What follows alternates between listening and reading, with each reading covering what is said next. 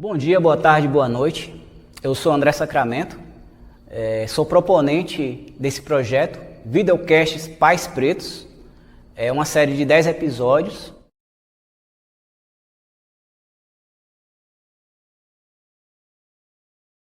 Pois bem, nós estamos aqui com o Nando Dias. Nando, qual é a relação assim da palavra paternidade e amor? Bom dia, boa tarde, boa noite. É um prazer, uma honra estar aqui presente para esse podcast. Eu tenho certeza absoluta que não pela minha participação em si, mas no geral, que a gente vai acabar aprendendo muito. Na verdade, eu aprendo muito conversando com você em outras instâncias aí da vida. E que meu filho nasceu, na verdade, a primeira vez que eu coloquei ele no colo assim foi na UTI, porque ele passou um tempo na UTI. Aí, até então é só uma ideia, né? Que você sabe que está ali, que está na barriga da mãe, essa coisa toda. Mas o dia que você, não é romantizando, o dia que você pega no colo e que é uma coisa concreta, eu acho que foi a primeira vez que eu senti a palavra amor de maneira concreta, que eu toquei na palavra. Mas é muito concreta e é muito pesada. Porque aquele laço que é feito ali naquele momento, com o filho no colo, e você fala assim, nunca mais na minha vida eu estarei só. Pode ser 100 anos, pode ser 200 anos, pode ser meio ano, eu não estou mais só. E não tem escolha sobre isso. E não tem escolha. E aí, automaticamente, eu pensei na ausência do meu pai. Ou do meu progenitor. Então eu acho que a palavra amor concreta ali naquele momento, para mim, com meu filho no colo, automaticamente eu travei tentando entender assim, como é que eu vou falar para ele de onde que ele veio. E isso aí, então você tem aquele amor incondicional ali no seu braço, aquela responsabilidade, então esse estado de coisas. Mas naquele mesmo momento eu tive um estralo de dizer, poxa, de onde é que meu filho vem, né? Uma vez que eu não tive nenhuma referência do meu pai. E também fiz uma cobrança automática, que é como é que você não fica presente, como é que você abre mão daquele momento e como é que você abre mão de não fazer parte da vida daquela pessoa que está ali. Então, essa é uma pergunta que continua no meu cérebro, que continua no meu pensamento. E de tempos em tempos eu acabo refletindo sobre o quão isso é importante. Mas eu sei que é muito. Então, o tempo todo eu estou me cobrando que presença é essa minha na vida do meu filho, uma vez que eu tenho a guarda compartilhada dele, né? Então, nós temos um momento muito único, assim, que eu não tenho como substituir a presença, porque quando ele está comigo, eu resolvo as coisas absolutamente, não é que eu vou dizer só, mas absolutamente ter autonomia. Eu tenho que saber, eu tenho que construir, eu tenho que fazer, eu tive que dar banho, eu tive que levar para vacinar, eu tive que cuidar na Covid, eu tive que tudo. Como a mãe dele faz, eu faço também. E isso precisa ser. Então, assim, eu cultivo muito. É um amor absolutamente incondicional, mas é um amor que a condição dele, talvez eu desejasse que eu tivesse mais respostas e que eu não tenho. Então, meio que fica um vácuo. Não de sentimento, mas dentro de mim mesmo e sobre mim. Muito mais sobre mim do que sobre ele. Porque para ele a doação é 100%. E 100% de coisas que eu não tive. Então tudo que eu vivo com meu filho é algo que eu não vivi com alguém. Não sei se eu me fiz entender, mas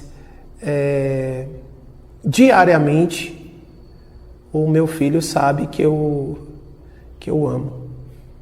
diariamente.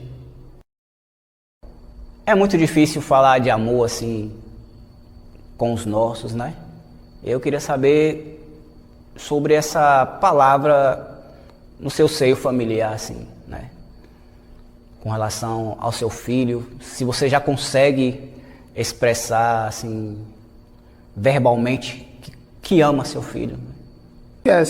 A dificuldade em expressar a palavra amor, assim, muitas vezes, na verdade, durante boa parte da vida, né? Eu fui criado por mulheres, mas esse não era E a minha mãe trabalhava de empregada doméstica, então eu não ficava com minha mãe quase a semana toda. Eu tenho poucas lembranças com a minha mãe, na verdade, porque a gente dormia junto, mas quando ela chegava, eu estava dormindo. E quando ela saía, eu não tinha acordado ainda. Mas assim, de alguma maneira, eu sentia que ela precisava também. Então essa questão do amor e da palavra em si, ela era desconhecida em nossas realidades, assim. Eu lembro que eu assistia muitas novelas e sempre tinha os casais românticos e tudo isso, e tudo isso eram fugas da realidade, porque presentemente não havia. E eu não entendia por que não havia. Então, a palavra, ela veio quando eu e minha mãe, a gente se muda e começa a conviver, se muda, sai da casa da minha avó e a gente começa a conviver juntos. Então essa necessidade, essa convivência e essa construção, ela veio aí quase aos 30 anos de idade, de destravar essa parte de dizer que ama. Então eu me preparo com minha mãe nesse período, e aí quando eu me torno pai, aí essa palavra começa a fazer parte diariamente de nossas vidas, né? Com o meu filho ainda na barriga da mãe dele, e depois quando ele nasce. Então, diariamente, eu não vou dizer aqui, falar, as minhas ações mostram que eu não adianta as ações. O meu filho disse que ama a mim, ele disse que ama a mãe dele, e ele é capaz de dizer que, parte dele dizer que ama, e demonstrar isso às pessoas que ele de fato ama, porque é uma iniciativa nossa, porque é uma iniciativa minha. Que ele saiba todos os dias que eu amo.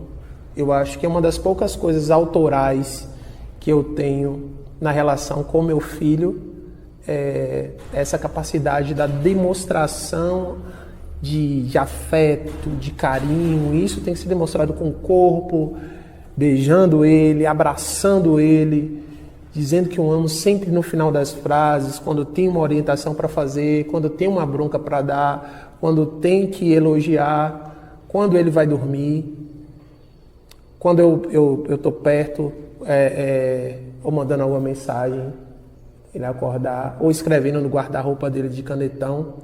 Eu acho que essa é uma palavra que tem que ser absolutamente presente.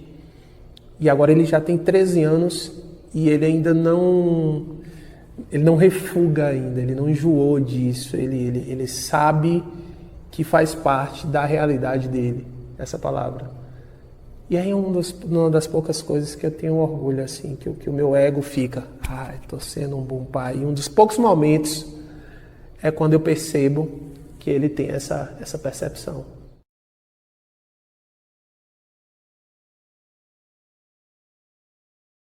Muito obrigado a todos vocês e até breve com mais convidados aí do videocast Pais Pretos.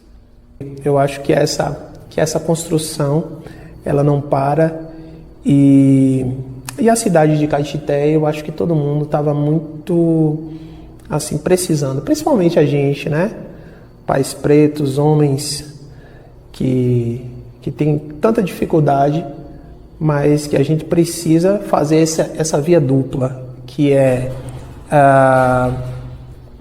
a sensibilidade, o afeto, a aproximação, a presença, ao tempo em que também aprenda a não fugir das responsabilidades no sentido de encontrar nos outros referências que a gente não teve.